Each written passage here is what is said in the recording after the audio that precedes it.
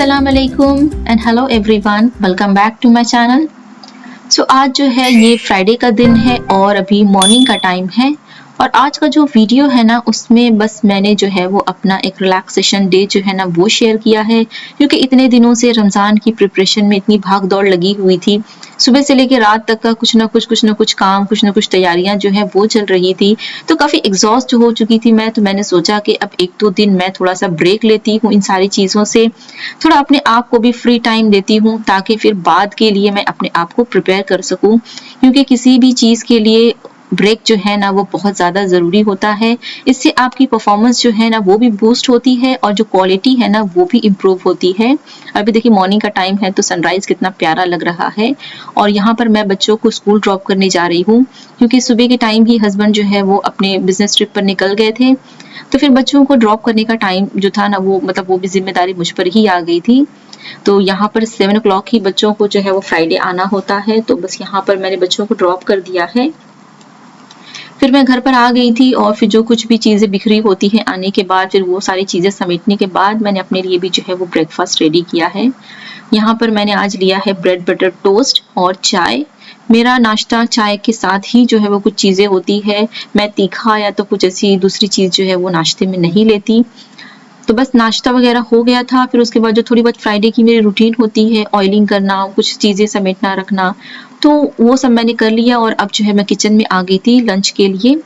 सो यहाँ पर ये जो चिकन है बोनलेस, इसको मैंने एक रात पहले ही जो है वो मैरिनेट करके रख दिया था और अब इसे मैं जो है वो हल्का सा शैलो फ्राई कर लूँगी। और फ्राइडे को जो है ना अक्सर मैं मतलब चिकन ही बनाती हूँ, क्योंकि बच्चों को जो है वो बहुत पसंद आता है।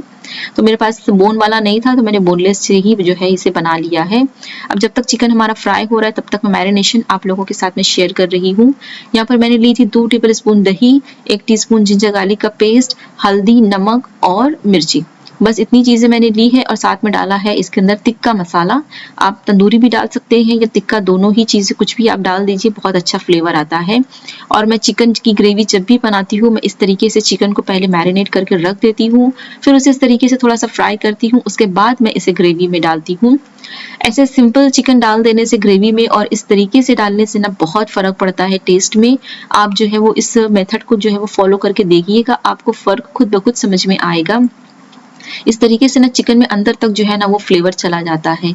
और इस रेसिपी में मुझे जो है वो फ्राइड अनियंस भी चाहिए रहेगी, तो एक तरफ चिकन हो रहा है तो दूसरी तरफ मैंने जो है वो इसका बरिस्ता बनाने के लिए जो है वो अनियंस को डाल दिया है। और ये जो रेसिपी है ना ये मेरी अपनी रेसिपी है। इतने दिनों से कुकिंग करते हुए तो इतनी तो चीज़ें समझ में आ गई थी कि किन चीज़ों से फ्लेवर इन्हेंस होता है, किस तरीके से किस चीज़ से जो है वो इसकी रिचनेस आती है।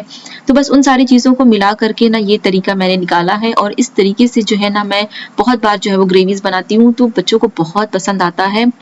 तो रेसिपी को आपने एंड तक देखना है, आपको भी इंशाल्लाह बहुत अच्छी लगेगी और ट्राई भी कीजिएगा, आपको बहुत ज़्यादा पसंद आएगी।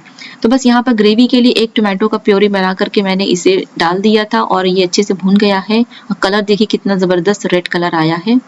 और अब इसके अंदर मैं डाल दूंगी 2 टीस्पून के बराबर जिंजर गार्लिक का पेस्ट। बहुत ज़्यादा नहीं डालेंगे इसके अंदर, 2 टीस्पून से भी थोड़ा कम ही था। और बस इसे भी हल्का सा भून लेंगे ताकि कच्चापन चला जाए। अब इसमें डाल दूंगी मसाले, जिसमें है 2 टीस्पून के बराबर धनिया पाउडर, साथ ही इसमें जाएगा चिली पाउडर, आप अपने टेस्ट के अकॉर्डिंग डाल लीजिएगा। साथ ही जाएगी हल्दी और थोड़ा सा Kashmiri red chili powder colour के लिए। बस अभी इतनी चीज़ें डालूंगी, सॉल्ट मैं अभी नहीं डालूंगी, सॉल्ट मैं एंड में डालूंगी। बस इन चीज़ों के साथ भी हमें मसाले को भुनना है और जो मैरिनेट बच गया था बोल में चिकन का, उसे भी थोड़ा पानी डाल करके मैंने डाल दिया है ताकि चिकन अरे मसाला जो है ना अच्छे से भुने, जले नहीं। अभी जिस जार में मैंने प्योरे बनाया था ना सेम उसी में मैंने ये जो तली हुई प्याज है मैंने डाल दी है। अब इसे बस सिंपल थोड़ा सा मैं क्रश कर लूँगी जितना भी हो सके, क्योंकि एनी हाउ मुझे बाद में जो है वो इसे और भी मतलब पीसना रहेगा। तो बस यहाँ पर एकदम इस कोर्सली जो है ये ग्राइंड हुआ है, इसका पेस्ट नहीं बना है।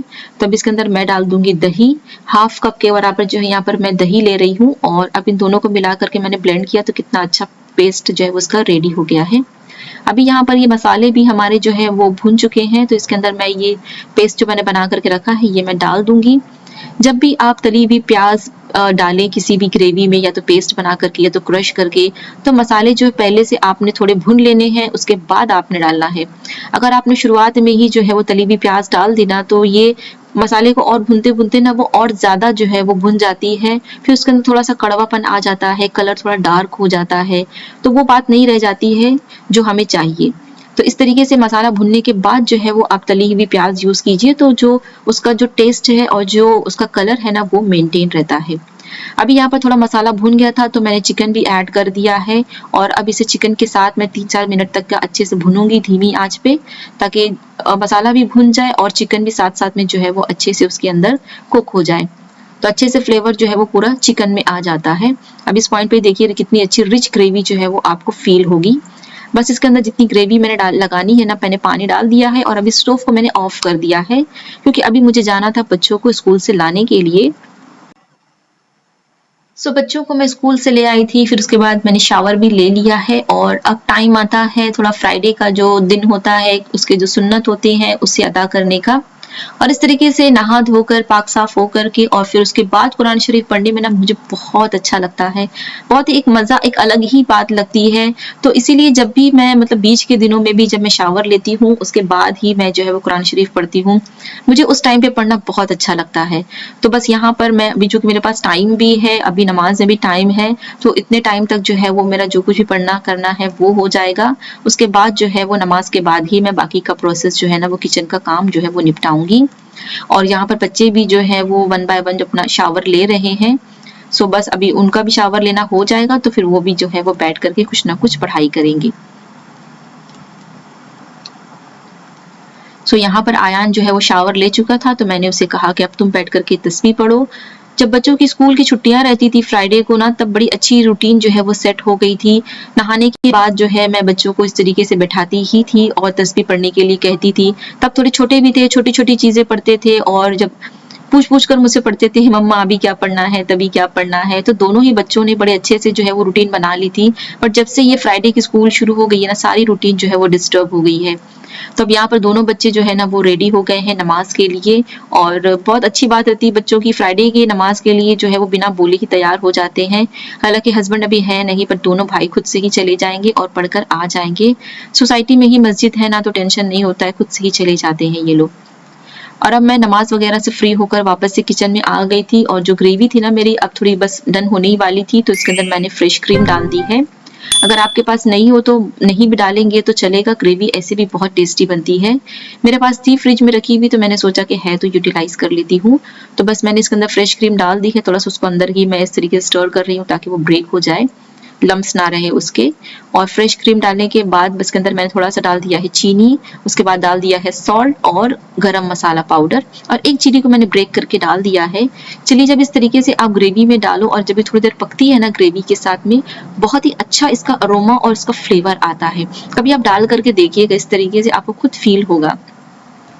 तो बस हमारी बिल्कुल टेम्पटिंग और डिलीशियस सी ग्रेवी है ना वो रेडी हो गई है। बस धनिया पत्ती मैंने ऊपर से डाल दिया है, और बड़ी ज़बरदस्त ग्रेवी बनी थी, बच्चों को भी बहुत ज़्यादा पसंद आई थी।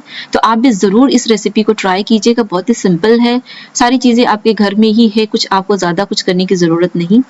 और अब यहाँ पर मैं बच्चों को कह रही थी कि आप लोग जो है वो दस्तरखान वगैरह लगाइए, तो मैं आप लोगों को खाना देती हूँ। इस तरीके से बच्चों को छोटे-छोटे कामों के लिए इन्वॉल्व करना ना बड़ा अच्छा होता है, उनके अंदर थोड़ा-सा समझदारी और ज़िम्मेदारी भी आती है। तो यहाँ पर बच्चे बैठ गए हैं, तो मैं बस उनको जो है वो उनकी पसंद के हिसाब से खाना सर्व कर रही हूँ। किसी को कम चिकन चाहिए, किसी को ग्रेवी ज़्यादा चाहिए, तो उस हिसाब से जो है मैं उन्हें दे रही हूँ। और साथ में मैंने बच्चों के लिए जो है वो लच्छा पराठा बना दिया है, क्योंकि एक दिन पहले मैंने ना पूरियाँ बनाई थी ना, तो उसका जो डो था वो बचा हुआ था, तो उसके अंदर आटा और मैदा दोनों ही मिक्स था। तो मैंने सोचा कि अब इसको यूज़ करके मैं पराठा बना देती हूँ। रोटियाँ तो इतनी अच्छी नहीं लगेगी, और बच्चों को इस ग्रेवी के साथ पराठा बहुत पसंद है, तो बस वो देखकर तो खुश हो गए थे। एक तो चिकन और दूसरा पराठा भी मिल गया, तो फिर तो उनकी आज तो ईद हो गई थी। चलो start. Do you make lachha paratha at home? बनाते हो, किसी नहीं बनाता। Do you like lachha paratha? What's your favorite food? Do you know lachha paratha? Do you make lachha paratha? Do you like lachha paratha? How is the food? क्या? Out of 10. Out of 10. अरे नहीं, मतलब कैसा है ये बोल दो। It's very good. गुड। ये है आयान की प्लेट। ओके ओके चलो चलो खा बेटा, I am not eating, no worries. खा लो पूरा लेना, हाफ और ले I'll give लेना। my reviews. ओके बोलो। I would say for the lachcha paratha, I rated 10 out of 10.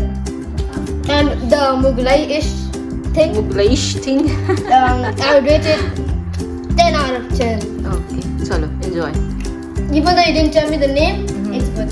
कोई बात नहीं, कोई नेम नहीं है वो, जस्ट मेरी डिश है वो, it's not like any names. You could name it. You made your own dish? Yes Call it, this name's Swedish. Swedish. Swedish. बस बेवकूफ, वो स्वीट डिश है क्या? No, sweet dish. Sweet dish. Sweet dish.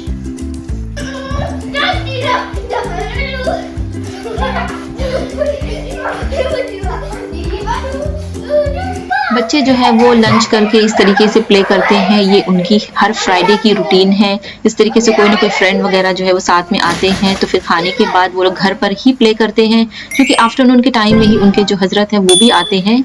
तो फिर हमारा ये होता है कि भाई आप लोग पहले हजरत से भी अपना पढ़ लो, उसके बाद जो है वो आप फ्री हो जाओगे तब आप बाहर जाकर के खेल सकते हो।